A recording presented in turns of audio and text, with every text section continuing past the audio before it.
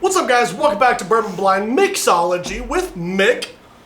Mixology. Mixology. So I'm Kyle. Aaron. And we are Bourbon Blind. Usually we taste whiskey blind, but I wanted to do some mixed drinks, and I suck at making mixed drinks. He does. It's official. Mick over here is a fantastic mixologist.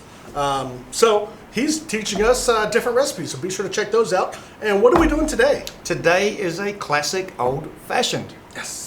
And we've got some classic bourbon here. We do. Clyde Mays, this is a 6-year single barrel straight whiskey because we're bougie like that. Single barrel, like I said, we love bourbon, so get something fancy, but you can use just about any bourbon for this. I mean, whatever suits your fancy, whatever you like, feel free. By all means, do not have to find this because it'd be kind of hard to find this one. It is. That you can find them around there. This one's a store pick. It's really good. Just remember, you can have a rye in your old fashioned, or you can have a bourbon in there. I just like that sweetness when I'm drinking an old fashioned. I just like that corn sweetness that you get from a bourbon. So that's kind of my go-to. Well, what's step number one? All right, let's grab these sugar cubes there. All right. Drop them in the mixed glass. I'm gonna reach right in front of my So we're wife. making a triple mix. We're going to make 3 at once. Okay. And we're going to go ahead and add some bitters.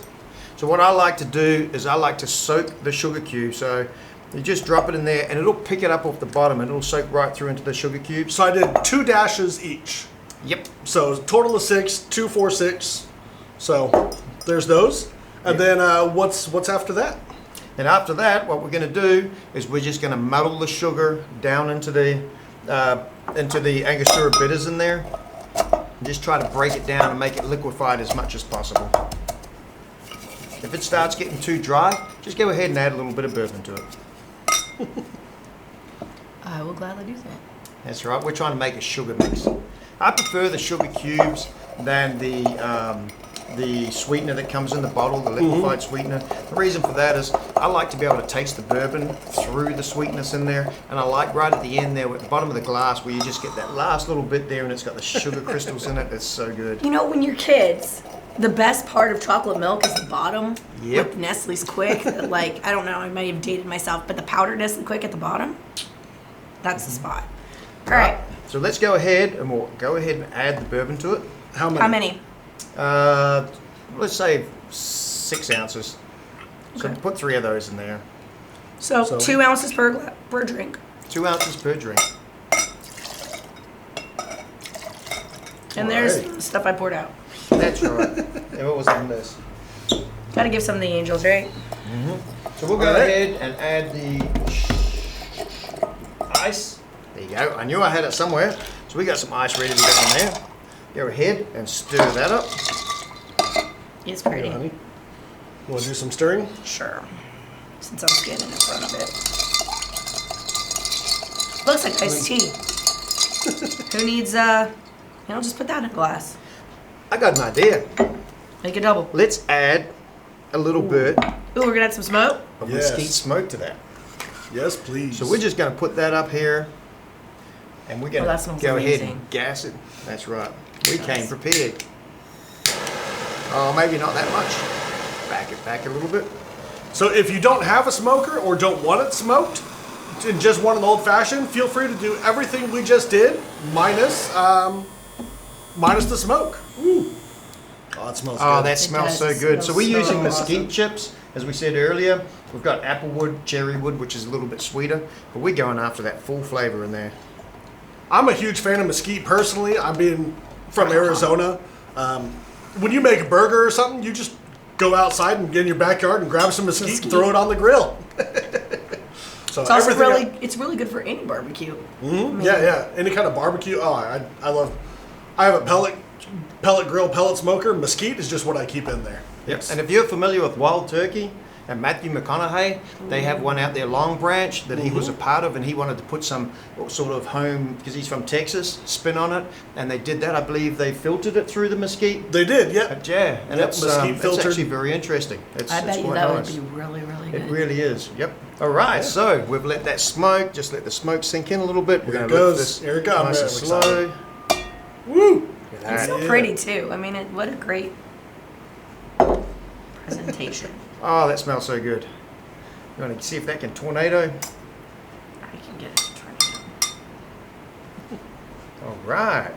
So more we of should a- have a little Strainer? strainer around here, and we're going to equally share that on the glasses. Then we're going to spritz it with the orange peel.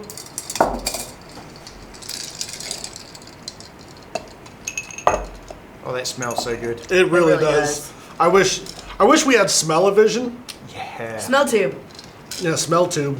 Of course, that would also make other. I mean, like this instance, it would be amazing. I can't imagine what you would do with smell tube. It'd be horrible. There are terrible things you could do. Grab that orange peel. Okay. So we didn't use any of the orange bitters in this, but that's an option if you don't have an orange peel. But what you want to do is you want to spritz this over top of the glass. Oh, you can spiral it or just spritz it. What's spritzing? Spritz it is just squeeze it till it releases the aromas from the orange, and then wipe it around the edge of your glass. Just trying to get those aromatics in there. Give it a little curl. Curl it up into a little spiral. Oops, rip it in two because I'm Aaron. That happens too. All right, and then just drop that in there. We're out of cherries, but typically we'd throw a Luxardo cherry in there, and I love to let just that little bit of cherry juice in there. Yep. You let that sit, and then at the end of it, it soaks up that bourbon flavor, and that cherry is just delicious. And you use your little sticky thingy and go. Yep. All right. We got one of those in there anyway. It doesn't have a cherry. Pretend there's a cherry on there. Yeah. You gotta have skulls, so like we're so close to Halloween. All right. All right. Cheers. Cheers. The classic bourbon cocktail. Oh, that's so good. Yeah, it is. Yep. This is the old fashioned is kind of the quintessential Drink. bourbon cocktail, right? Like it's Yeah. the old fashioned. Like It just adds a little bit of sweetness to it. You've got that citrusy note to it, but you don't lose the flavor of the bourbon that you're putting in there, or the rye, or whatever you mixed it with. so. For me, the quintessential bourbon cocktails is the old fashioned and a Manhattan. Yep. Those sidecars. those two are. Sidecars.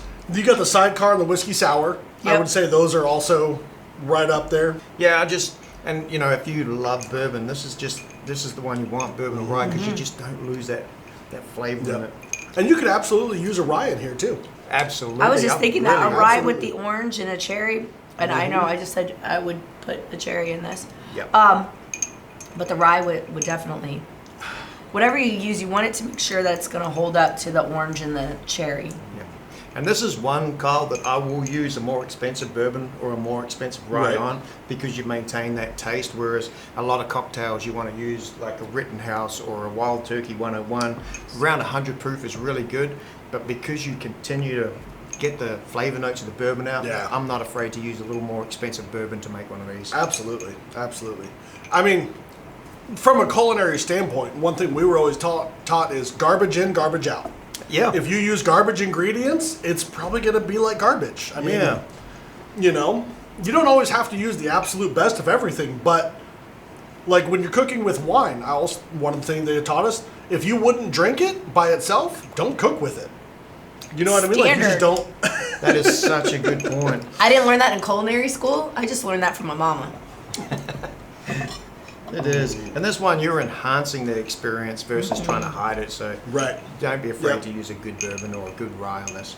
Yep. So thank you for joining us for Bourbon Blind Mixology, and be sure to catch our regularly scheduled blind tastings on Fridays. And, Noon Central. Yep. And also go check out Mick over at the Bourbon Shed. Yes. The Yes, Bourbon yes. Shed. The Bourbon Shed. There you Yes. go. Cheers on that. Cheers to that. So Patreon members, absolutely love you guys. Y'all are amazing.